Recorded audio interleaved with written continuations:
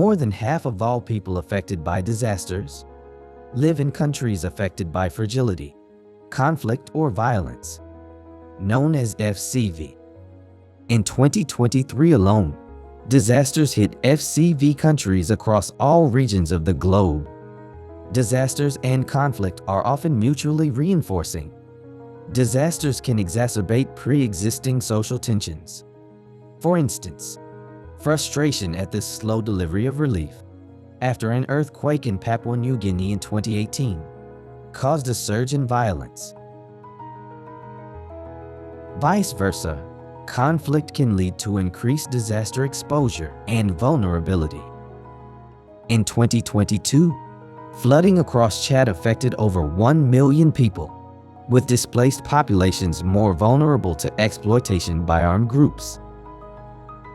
And conflict can weaken the capacity of governments and communities to cope with disasters. In Somalia, decades of conflict undermined the ability to address droughts and degraded farmlands and pastures. In 2022, the longest drought on record drove 6.6 million people to acute food insecurity.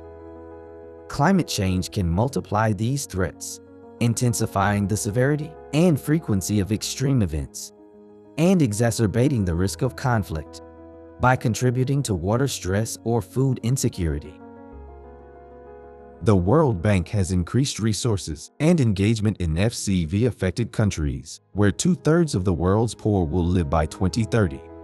Over a 10-year period from 2012 to 2022, the World Bank supported 1873 lending operations in FCV countries.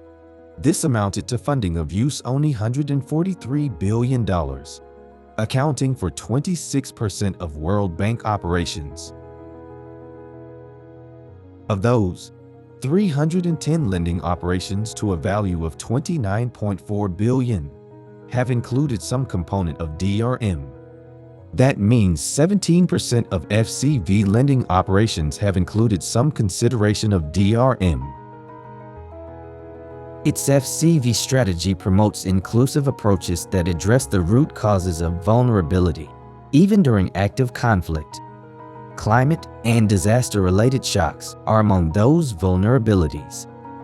GFDRR is a global partnership to help developing countries manage disaster and climate risk.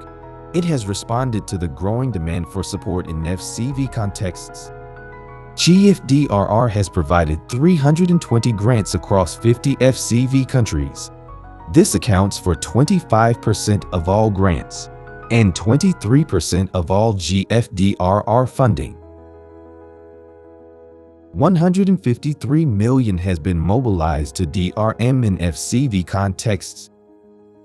And experience confirms that in a world of compounded crises, a single hazard-based approach does not work. The Disaster-FCV Nexus Thematic Area helps the FCV strategy by working with disaster, climate, conflict, and peace-building experts and practitioners, as well as sectoral specialists, to adapt DRM operations to be FCV sensitive.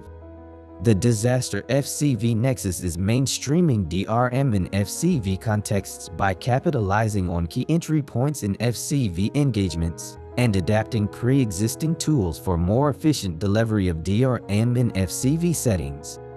It is undertaking risk analytics and research to better understand the interplay between disasters and FCV and the operational implications. Because when FCV-sensitive DRM projects and investments are made, evidence shows it may lead to positive impacts over the short and long term, such as conflict de-escalation and peace. As seen in the post-tsunami response in Aceh with its peaceful institutional change.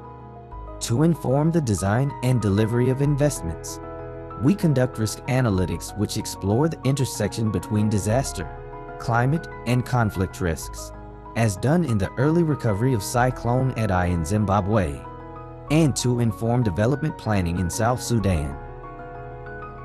A new e-learning course is available to all World Bank, government, and partners to better understand the Disaster-FCV links, with examples of best practice and lessons learned. Through our work, we aim to enhance disaster resilience amidst compounded crises.